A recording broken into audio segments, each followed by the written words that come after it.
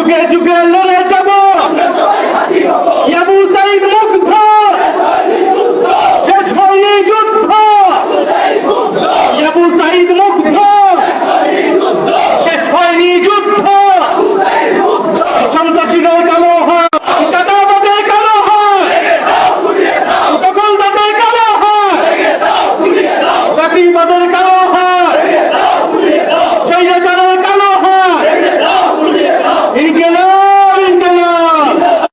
আসসালামু আলাইকুম প্রিয় কানাই যারা হামলা বসিয়ে ভেবেছিল জুলাই পদযাত্রা বন্ধ করে দিবে কানাইঘাটবাসী আজকে তাদেরকে ব্যর্থ প্রমাণ করেছে। প্রিয় সিলেটবাসী আমরা আজকে কানাইঘাটে এসেছি আমাদের যে জুলাই সরকার এবং বিচার দাবিতে আমরা কথা বলতে এসেছি।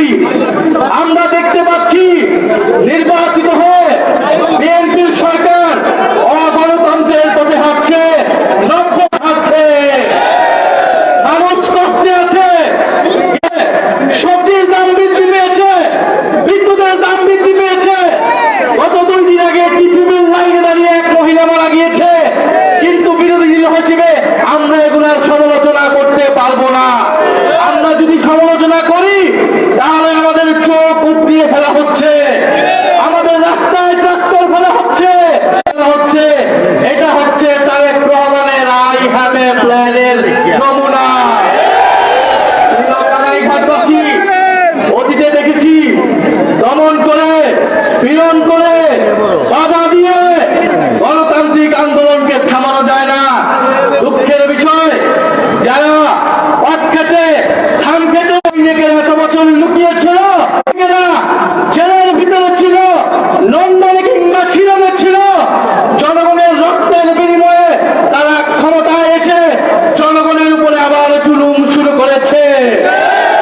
তারা প্রমাণ হয় বিএনপি গত 16 বছর গণতন্ত্রের জন্য লড়াই করে নাই। তারা অপেক্ষায় ছিল, তারা লড়াই করেছিল ক্ষমতায় গিয়ে কিভাবে জনগণের উপর আবার জুলুম করবে, কিভাবে চাঁদাবাজ করবে, কিভাবে সন্ত্রাস করবে, কিভাবে করবে।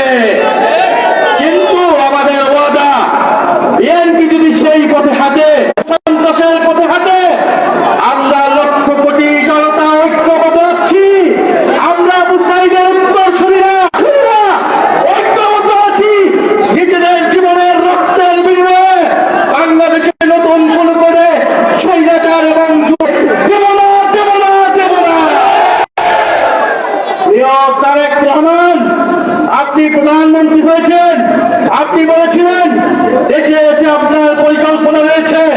এটা আপনার কেমন পরিকল্পনা?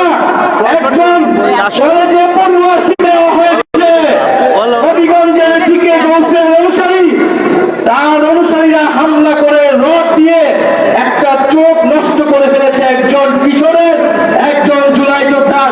এই চোখ তারেক রহমান আপনাকে ফেরত দিতে হবে।